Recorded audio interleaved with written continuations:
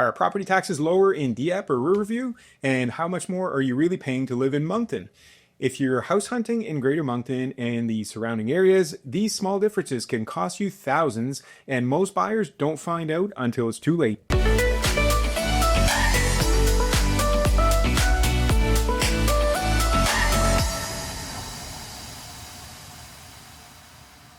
Hi there, we are Denise and Marc, a husband and wife real estate team in Greater Moncton, New Brunswick with eXp Realty. In today's video, we're breaking down how property taxes work in Moncton, Dieppe, Riverview, and the surrounding areas, and how small differences in assessments and tax rates can impact your bottom line more than you might expect. Let's start with how property tax works in New Brunswick. Every property's value is assessed and then taxed on that value at two levels, municipal and provincial. The municipal tax rate is set by your city or town and helps pay for local services, things like police, fire protection, recreation, and roads. The provincial portion helps fund things like healthcare and education across the province. Let's look at what the 2025 municipal tax rates actually are. Moncton is currently set at $1.3614 per $100 of assessed value. Dieppe is just slightly higher at $1.3650, and Riverview comes in at $1.3826. I'm realizing as I edit this video that we forgot to mention that we couldn't get into tax rates outside the city limits and how much you might save by living there, and that's because they are all over the place. In some places, you could save around 70 cents or so for each $100 of assessed value. So on a $500,000 house, for example, that's $3,500 in a year.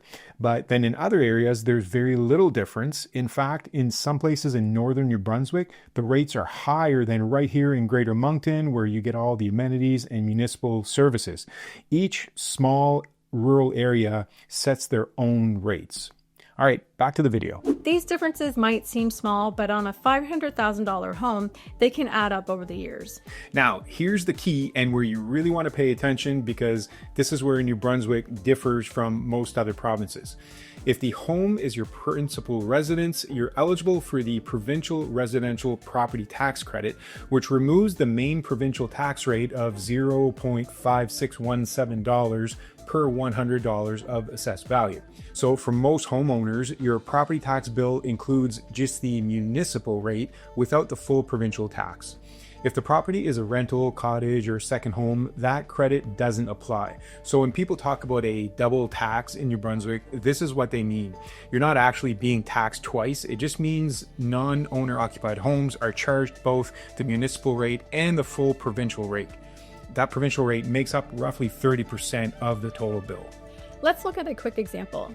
If your house in Moncton is assessed at $500,000, the municipal portion of your tax bill at $1.3614 per $100 of assessed value comes in at $6,807.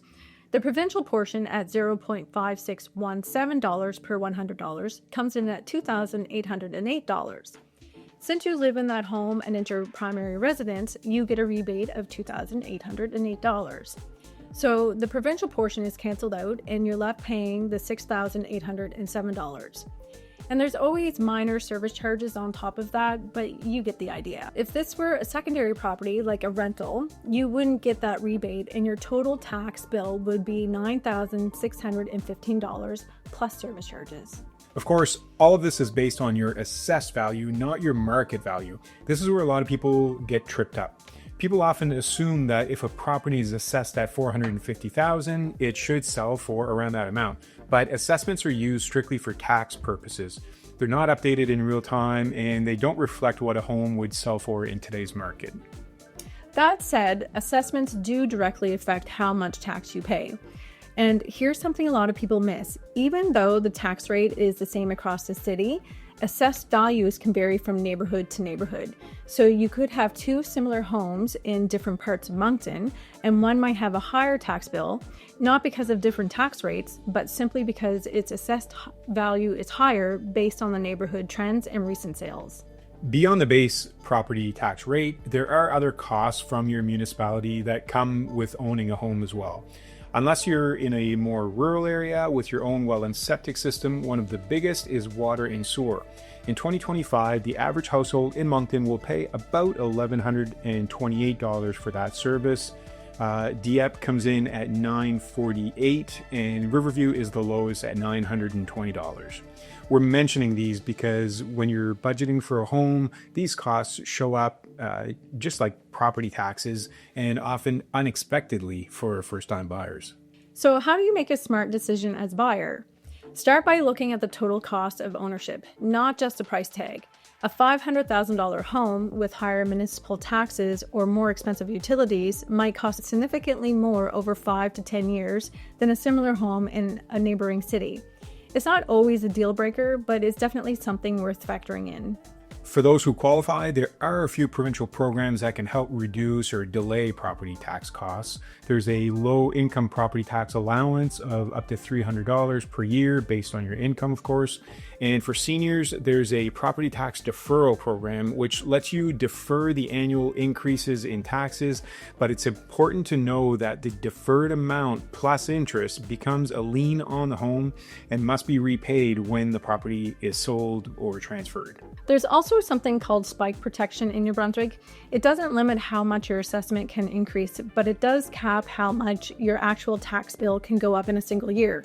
So even if your assessed value jumps significantly, say 20%, which has happened to us actually in the last 2 years, your property tax levy won't increase by more than 10% as long as your property qualifies.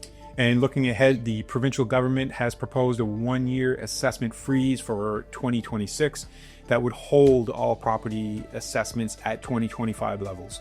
Like spike protection, the freeze comes with exceptions. It wouldn't apply to new builds, major improvements, or properties sold in 2025. So after years of steady hikes, the province is giving us a 1-year breather. We're trying to contain our excitement. So what's the takeaway?